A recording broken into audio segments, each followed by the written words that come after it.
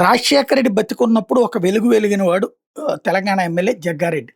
తలుపులు తోసుకుంటూ లోపలికెళ్ళడం, ఆ అధికారుల దగ్గరికి కూడా వెళ్లి రాజశేఖర రెడ్డి పేరు చెప్పి సంతకాలు పెట్టించుకెళ్ళడం. ఓ రకంగా చెప్పాలంటే రోజు ఒక సంచీడు నోట్ల కట్టలు వెంటబెట్టుకెళ్ళేటటువంటి స్థాయిలో సంపాదనొచ్చింది. ఆ రోజుల్లో అనేక మంది పనులు చేసి పెట్టి, తద్వారా ఒక వెల్ సెటిల్డ్ అయ్యున్నారు. అయితే మొన్న ఈ మధ్యన రేవంత్ రెడ్డికి పోటీగా ముఖ్యమంత్రి అభ్యర్థిత్వానికి లేకపోతే పీసీసీ చీఫ్ అభ్యర్థిత్వానికి పోటీ పడితే రేవంత్ రెడ్డి ఆయనకంటే ధనికుడు కాబట్టి వర్కౌట్ కాలేదు. ప్లస్ పైన స్థాయిలో వర్కౌట్ కాలేదు.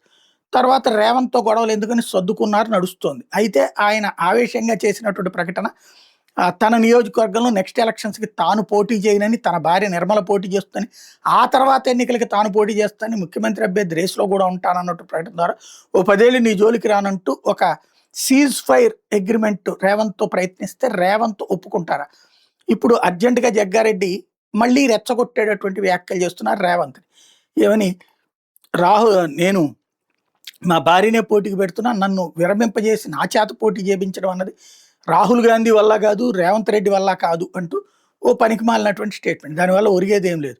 ఈయన కాకపోతే ఈయన పోటీ చేయనంటే తీసి పక్కన పెట్టి వేరే వాళ్ళకిస్తారు.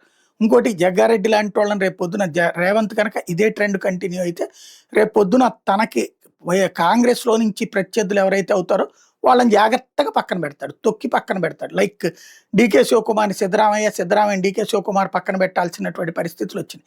ఆ పరిస్థితి ఇక్కడ తెచ్చుకోడు రేవంత్. ఆల్రెడీ ఇదివరకు ఉత్తము వీళ్ళందరినీ ఇప్పుడు దారికి తెచ్చుకున్నాడు బట్టి విక్రమార్క వీళ్ళందరినీ. జగ్గారెడ్డి లాంటి వాళ్ళని కూడా పక్కన పెట్టగలిగాడు.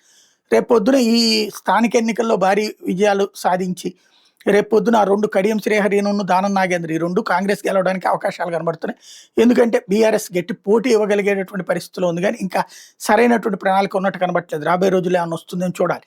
అదే జరిగి ఆ 2 గనక గెలిస్తే ఇక అసలు రేవంత్‌కి తిరుగుండదు అక్కడ. అదే జరిగిందంటే జగ్గారెడ్డి లాంటి వాళ్ళ సీన్ అయిపోతుందక్కడ.